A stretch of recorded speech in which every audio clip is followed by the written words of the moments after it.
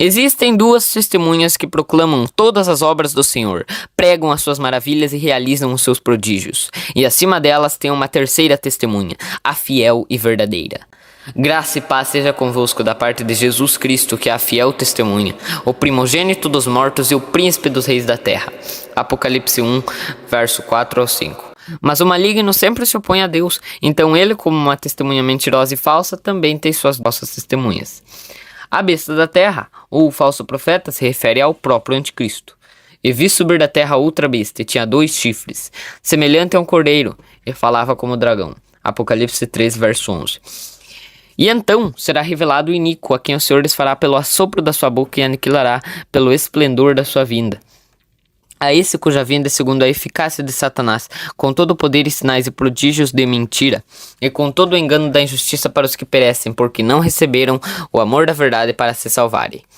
Mas ele tem falsos profetas junto com ele, porque tais falsos apóstolos são obreiros fraudulentos, transfigurando-se em apóstolos de Cristo.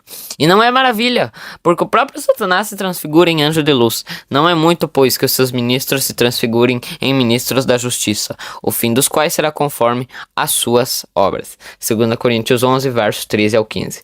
Sempre existiu falsos profetas, então sempre existirá, até a volta de Jesus, quando ele eliminar todos os falsos profetas e não vai mais ter quem profetize mentiras em nome do Senhor, como anunciado pelo profeta Zacarias. E como Janes e Jambres resistiram a Moisés, assim também estes resistem à verdade, sendo homens corruptos de entendimento e réprobos quanto à fé. Não irão, porém, avante, porque a todos será manifesto o seu desvario, como também o foi o daqueles. 2 Timóteo 3, verso 8 ao 9. Quem são os Janes e Jambres? São aqueles 2 feiticeiros de Faraó que se opuseram às palavras e aos prodígios de Deus realizados através de Moisés e Arão. Quando a vara de Arão se transformou em crocodilo, segundo o texto hebraico original, eles também fizeram o mesmo com suas varas. Quando as águas do Nilo se transformaram em sangue após Arão tocá-las com sua vara, Janes e Jambres repetiram o feito. Eles também imitaram a praga das rãs, tentando demonstrar que poderiam replicar os milagres realizados pelos servos de Deus com seus poderes dados por Satanás, assim como acontecerá no tempo do fim. No entanto, na terceira praga, a praga dos piolhos, os 2 feiticeiros não puderam replicar o milagre, demonstrando assim o poder superior de Deus sobre todos os deuses do Egito. Isso evidenciou que ele tem poder para controlar o Nilo, mexer com o sol e fazer as janelas do céu se abrirem para a saraiva. Ele é o Criador e, portanto, o controlador das forças da natureza. Hoje meditaremos nesse assunto, mostrar quem é o falso profeta e quem são seus falsos profetas, que se opõem à palavra das 2 testemunhas. Também falaremos sobre a origem do anticristo e seu papel como falso profeta. Mas antes da gente entrar para esse assunto, peço que você já vá dando seu like, se inscrevendo no canal e compartilhando. Peço também que assista o vídeo até o fim para não perder nenhuma revelação. Voltando para o assunto dos falsos profetas e do falso profeta, pois há uma diferença entre o falso profeta e os falsos profetas, coisa que eu explicarei no decorrer desse vídeo. O falso profeta. Muitos atribuem esse título ao Papa ou a algum representante do anticristo, alguém que convencerá o público para adorar o anticristo, fazendo assim uma diferença entre anticristo e falso profeta, e atribuindo o título de besta da terra a esse suposto representante do anticristo e o título de besta do mar ao próprio anticristo. Porém, essa interpretação, vista mais a fundo, não é coerente. Vejamos por quê. Como já lemos anteriormente em 2 Tessalonicenses capítulo 2, verso 8 ao 10, o apóstolo Paulo fala: E então será revelado o iníquo, a quem o Senhor desfará pelo assopro da sua boca e aniquilará pelo esplendor da sua vinda. A esse cuja vinda é segundo a eficácia de Satanás, com todo o poder e sinais e prodígios de mentira e com todo o engano da injustiça para os que perecem, porque não receberam o amor da verdade para se salvarem. 2 Tessalonicenses capítulo 2, verso 8 ao 10. Notem que o texto está falando do iníquo, se referindo ao anticristo, a um personagem, o filho da perdição, como ele fala no contexto. Paulo fala que esse iníquo vem com todo o poder e sinais e prodígios de mentira e com todo o engano da injustiça para os que perecem. No livro do Apocalipse, qual o personagem que engana os que não tem seu nome escrito no livro da vida com poder e prodígios de mentira? Sinais vindos de Satanás. A besta da terra, chamada nos outros textos de falso profeta. E qual é a união de povos? Uma nação poderosa e sem número, cuja uma das cabeças é curada de sua chaga mortal. A besta do mar. Ainda temos os ouvintes, os que receberam a operação do erro e creram na mentira. Esses também farão parte da besta do mar, que nada mais é do que povos, tribos, línguas e nações unidas contra o poder de Cristo e suas duas testemunhas. A besta da terra é quem irá criar ou impor obrigatoriedade para colocar a marca da besta. Irá ordenar a criação de uma imagem, um artifício tecnológico para a besta, com poder e inteligência artificial, para não só ser adorada, mas também para caçar todos os que não colocaram a marca da besta e matá-los. Logo, esse falso profeta está em paralelo com o iníquo citado por Paulo. Pelo que eu entendo até agora, seguindo a revelação dessas duas bestas, sabendo que a besta da terra é o falso profeta e que a besta do mar são povos, línguas e nações, aí também podemos entender que a imagem da besta será para representar o governo, para representar o reino. Pois o texto mesmo fala que essa imagem é feita por ordem da segunda besta, a besta da terra, mas ela é dedicada para a primeira besta, besta do mar. Ou seja, o anticristo dá uma ordem para que fabriquem uma imagem que, pelas informações que a gente tem do texto, conectando com os eventos atuais, sabemos que é uma imagem tecnológica, que será dedicada para representar o reino, o governo, que agora está sob poder do anticristo. Que quando surge em Apocalipse 13 como a besta da terra e em Daniel 7 como o chifre pequeno no meio dos 10, ele assume o poder. E os 10 reis passam a ser submissos ao anticristo e entregam seu poder para ele. Assim podemos afirmar que o falso profeta não é um segundo personagem, um representante do anticristo, e sim o próprio anticristo. Pois o texto de Apocalipse capítulo 13, logo após falar sobre as características da besta da terra, nos dá a seguinte informação. E exerce todo o poder da primeira besta na sua presença, e faz que a terra e os que nela habitam adorem a primeira besta, cuja chaga mortal fora curada. Podem ver que a besta da terra exerce todo o poder da primeira besta na sua presença. Qual momento é que o falso profeta exerce todo o poder da primeira besta, da besta do mar? É o momento em que, depois de os 10 reis terem se unido, entregam o seu poder ao anticristo. E agora a besta passa a se tornar o 8º rei. Logo, a besta fala da totalidade do reino do anticristo.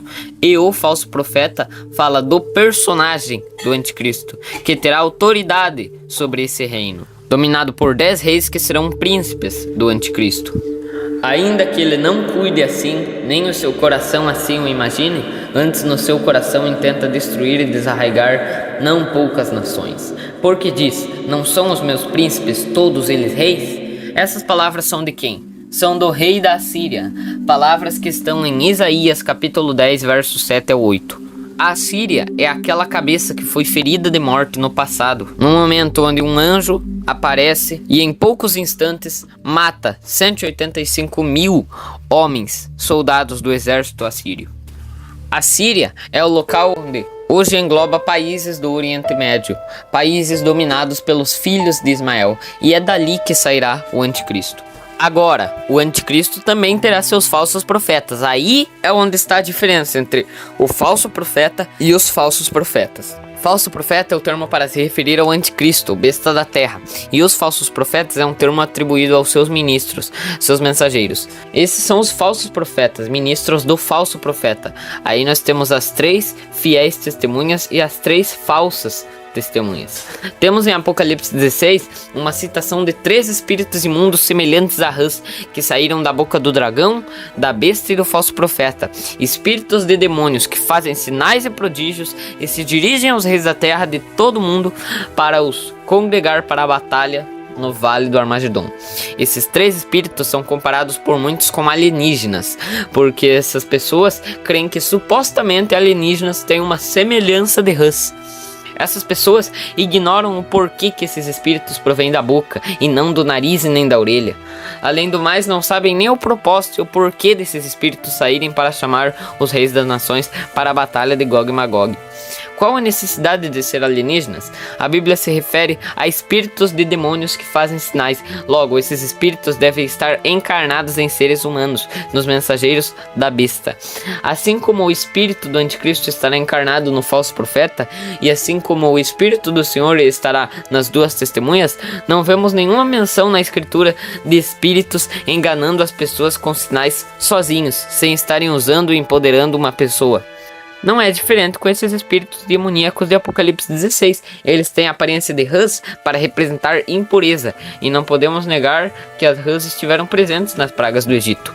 Não podemos também se esquecer da passagem de Acabe, onde Acabe convoca aproximadamente 400 profetas para saber se ele poderia pelejar contra Ramote Gileade, e todos unânimes o aconselharam a subir na batalha. Mas por último, um profeta do Senhor chamado Micaías revela que houve uma reunião no céu, onde um espírito mau se apresentou diante do Senhor e disse: eu induzirei Acabe para a peleja de Ramote Gileade, e serei um espírito de mentira na boca dos seus profetas. O evento registrado no primeiro livro de Reis, capítulo 22, nos mostra que o espírito de mentira está na boca dos falsos profetas, similar ao que vai acontecer no Apocalipse. Espíritos imundos de mentira estarão na boca dos ministros de Satanás, os quais têm poderes concedidos por esses espíritos para enganarem os reis das nações, para que eles venham para a batalha onde o Senhor desfará a besta e entregará a ela para ser queimada pelo fogo,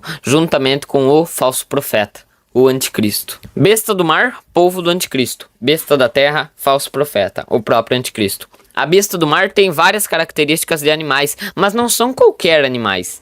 Ela é semelhante ao leopardo, com pés de urso e boca como boca de leão. Tem 7 cabeças e 10 chifres. Deus não usou essas características para falar de um homem. Podemos ver pelo livro de Daniel e por outros profetas que animais simbolizam nações. O leão, em Daniel capítulo 7, representa a Babilônia. O urso representa a Pérsia.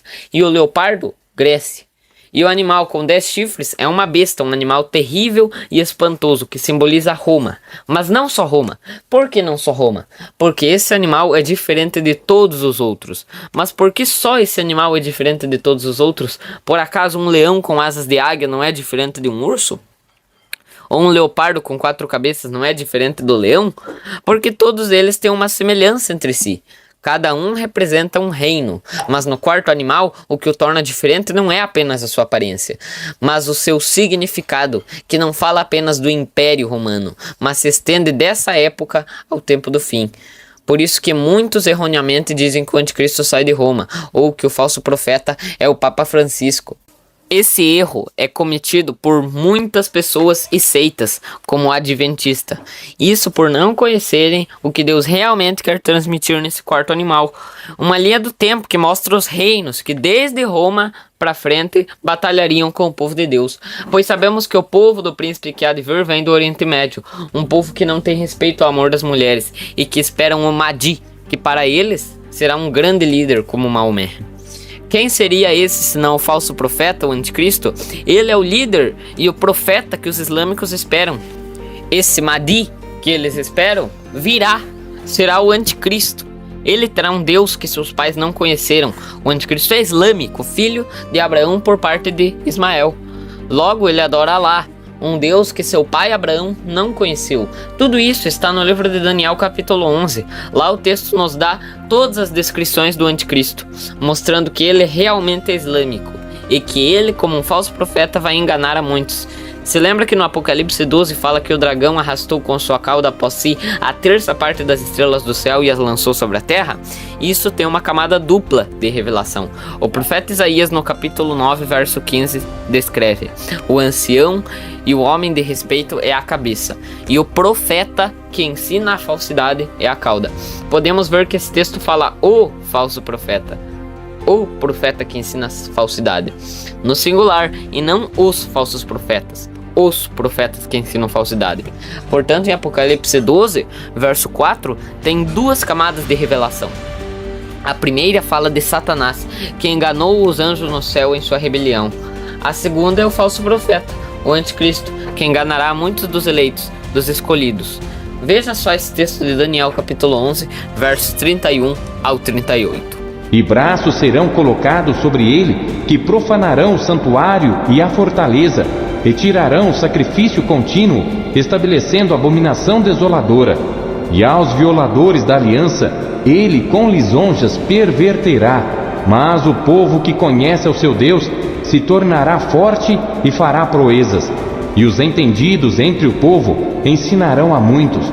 Todavia cairão pela espada e pelo fogo e pelo cativeiro e pelo roubo por muitos dias. E caindo eles, serão ajudados com pequeno socorro, mas muitos se ajuntarão a eles com lisonjas. E alguns dos entendidos cairão para serem provados, purificados e embranquecidos até ao fim do tempo, porque será ainda para o tempo determinado.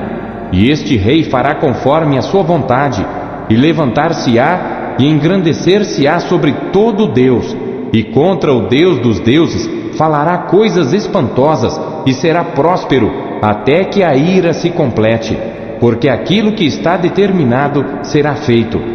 E não terá respeito ao Deus de seus pais, nem terá respeito ao amor das mulheres, nem a Deus algum, porque sobre tudo se engrandecerá. Mas em seu lugar honrará a um Deus das forças, e a um Deus a quem seus pais não conheceram honrará com ouro e com prata e com pedras preciosas e com coisas agradáveis. Essa é a segunda camada de revelação. O anticristo perverterá aos violadores da aliança. Por isso Paulo em 2 Tessalonicenses 2, no mesmo capítulo onde ele vai falar dos sinais e prodígios do falso profeta, ele também fala que o dia do Senhor não virá antes da apostasia e da manifestação do homem do pecado, o filho da perdição. Essa é a apostasia. Muitos eleitos vão ser enganados pelos sinais e prodígios da besta da terra, que com lisonjas os perverterá. Ele vai estabelecer a lei Sharia, que não tem respeito ao amor das mulheres, e vai enganar a muitos com sinais e prodígios. Ele vai fazer com que muitos se tornem anticristos e falsos profetas, e ele, o falso profeta e anticristo, acima deles. E se engrandeceu até contra o exército do céu, e a alguns do exército e das estrelas lançou por terra e os pisou. E se engrandeceu até contra o príncipe do exército, e por ele foi tirado o sacrifício contínuo, e o lugar do seu santuário foi lançado por terra. Daniel 8, verso 11. Mas assim como Moisés e Arão faziam sinais maiores para afetar o reino do Egito, assim será no tempo do fim. As duas testemunhas farão sinais maiores do que o da besta da terra para afetar o reino tecnológico da besta. Mesmo que com magia tentem imitar as testemunhas terão um poder maior, pois o poder delas não vem delas, e sim da terceira testemunha que testifica no céu de todas as obras dos homens, tanto as boas como as más, tanto como as feitas publicamente como as ocultas. Assim está escrito, e assim acontecerá. Um verdadeiro combate será combatido na terra e no céu, os ímpios contra os justos, os anjos contra os demônios. Mas as duas testemunhas são arco e flecha na mão do Senhor, e mesmo que elas sejam entregues na mão da besta, elas saem vencendo e para vencer. Para você ter mais acréscimos sobre esses assuntos escatológicos, eu vou deixar na descrição e na tela final o link da live gravada sobre as pragas do Egito em conexão com as pragas do Apocalipse. Compartilhem esse vídeo e deixem o like, deixe também um comentário, e muito obrigado por ter ficado até aqui. Shalom!